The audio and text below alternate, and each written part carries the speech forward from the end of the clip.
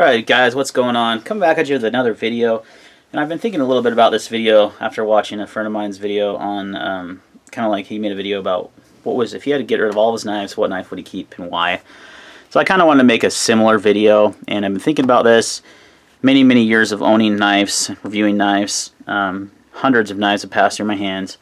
And so I feel like it gives me a pretty good idea of what I like, what's quality, what experience I've had with knives, and I'll tell you what I came up with. And I don't think this choice is going to surprise many people, but I did come up with. I'm just going to be like, here's my choice, and bam. No, I'm going to give you some reasons why I chose this knife. I'm going to give you 5 or 6 reasons why. So the knife I chose is the Chris Reeve Sebenza, small Sebenza.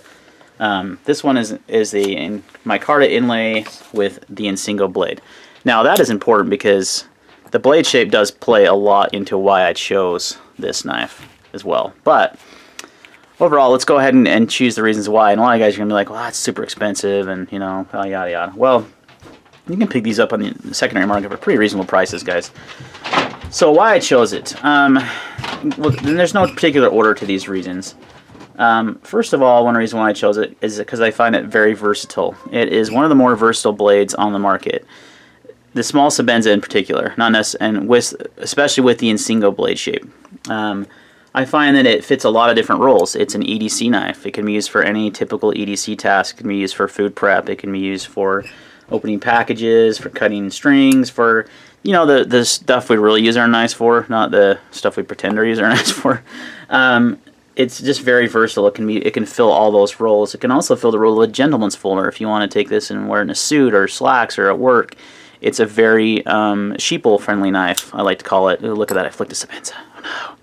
Oh no! It's just a good size. Now, this may not size-wise, and this is for me. This is my preferences. Your hands might be bigger than mine, and the small is too big. We'll go for the large then. Luckily, they got you covered. But it essentially handles every task I'm going to need to face with a knife, and it does it well. So it's so versatile. That's one reason why I chose it. Number 2, not in particular order, the steel choice. I love S35VN. It was developed by Chris Reeve with Crucible as a knife steel. A lot of steels we get on knives are not knife steels. They're made for tools. They're made for spring steels. Those kind of things. Lots of different steels out there, and there's lots of good choices. And S35 is not the best steel, but I like it because it maintains an edge and it's not very difficult to sharpen. There is a good balance there on S35. I think that's why you're seeing a lot of makers like ZT using S35 and a lot of their knives now. It's a very common steel choice, and I think that is one reason why I chose it, because it's versatile. It's going to hold an edge. It's not going to dull quickly, but it's also not very difficult to get back to a very sharp edge. And I feel like it takes a more keen edge than S30. That's just some personal experience. So the steel choice is another big one. Another choice I did was the lock design. The frame lock design was invented by Chris Reeve. The Reeve Integral Lock. Lots of companies now, every company uses some sort of frame lock design, and it's all derived off of his design of the frame lock. I like the frame lock. I think it's strong. I think it's not difficult to open like a triad lock. It's not as strong as a triad lock, but I feel it's stronger than a lot of other lock types out there, and I just prefer it. Again, this is all personal preference, guys. This is not, hey, this is why a frame lock's better than your lock. It's not like that. So the lock was another reason why. Another reason why, it's warranty. The Chris Reeve warranty. You can see this knife has seen a lot of use. There's a lot of snail trails on it. The clip shows a lot of wear. I've had to resharpen the blade. Again, this is my most carried knife. It's very smooth. Just recently stropped and honed that edge too, and it's shaving sharp, and that's really all I need. But no questions asked, man. I can send this in, and for a spa treatment for a small charge for my lifetime. We'll get to that in another point. And it'll come back new. They'll re-blast the scales. They'll sharpen the edge, and it'll look like a new knife, and it'll feel like a new knife. And it's like I just spent another $300-400 on this thing where I really didn't. So a lot of people scoff at the price of the Sebenza, but you can't beat the warranty. You can't beat this the option for the spa treatment and how these knives are made to last a lifetime. And that is actually the next thing I was going to talk about. is this is an heirloom quality knife, guys. It is something you can hand down.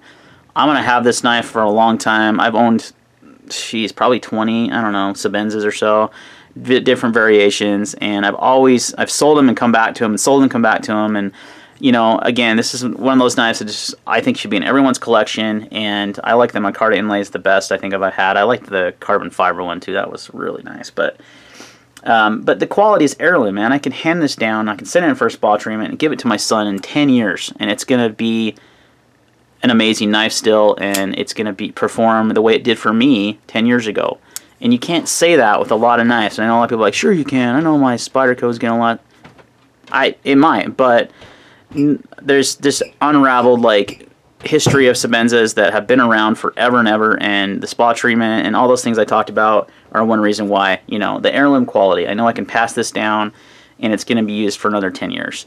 And the way that the tight tolerances, the manufacturing processes, the attention to detail is pretty much unmatched in the industry. Hence, they win the award every year at Blade Show for manufacturing quality. So that's one reason why is the heirloom quality.